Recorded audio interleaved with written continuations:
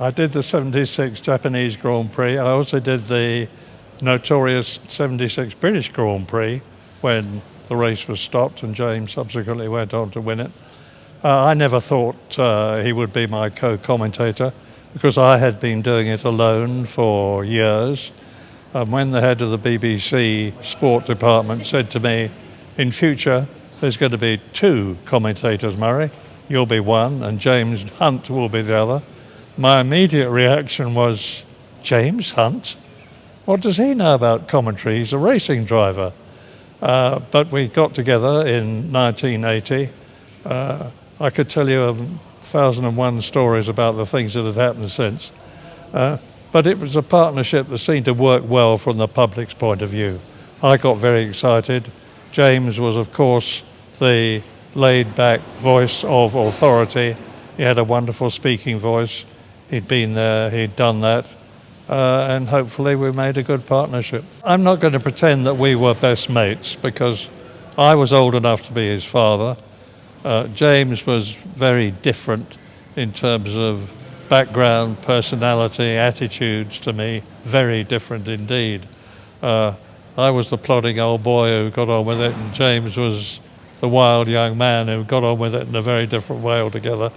But we did get on well together. There was some friction in the commentary box sometimes, because if you put 2 people with fairly large egos into the box together, and they've only got one microphone between the 2 of them, which is what our situation was, there is bound to be friction. But together we got on well. Well, the next event, which is weekend after next, is the Goodwood Festival of Speed, which is going to be a big one. We've got, I think, 16 or 18 of Dad's cars, racing cars and road cars from Formula Ford all up to, actually not Formula Ford, I think we've got Formula 3 up to Formula 1. So that's going to be a wonderful event. And then the British Grand Prix and the Silverstone Classic, which equally big events. I think we've got a couple of Dad's cars running on a parade before the Grand Prix. So yeah, and then obviously Dad's cars actually racing at the Silverstone Classic.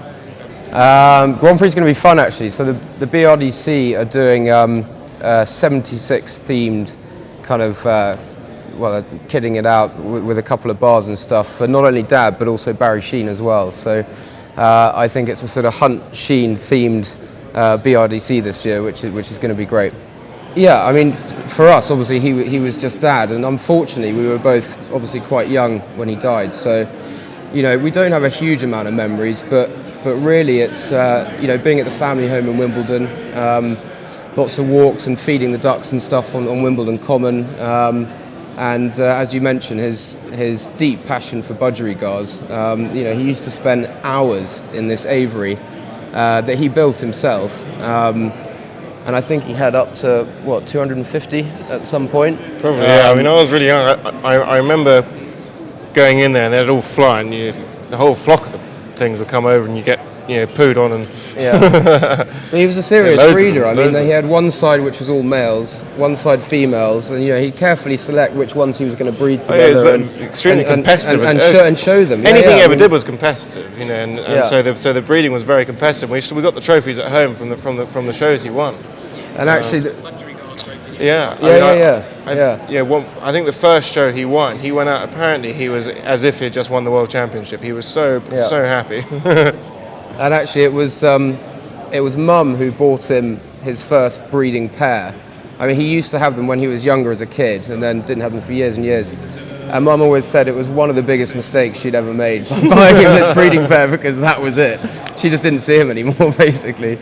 My job was to talk about what the viewers were seeing on the pictures. James's job was, as a racing world champion, to interpret them for the viewers. And James, being James, was absolutely fearless and frank and open about the way he did it. The trouble with Jarrier is he's a French wally, always has been and always will be, was the sort of thing that James would come out with. But James had got the sort of personality and the character and the bravery, frankly, to do it and get away with it. I don't think it could happen in a million years now, because there's a lot of political correctness and the drivers have to at least pay lip service to the sponsors. That wasn't James.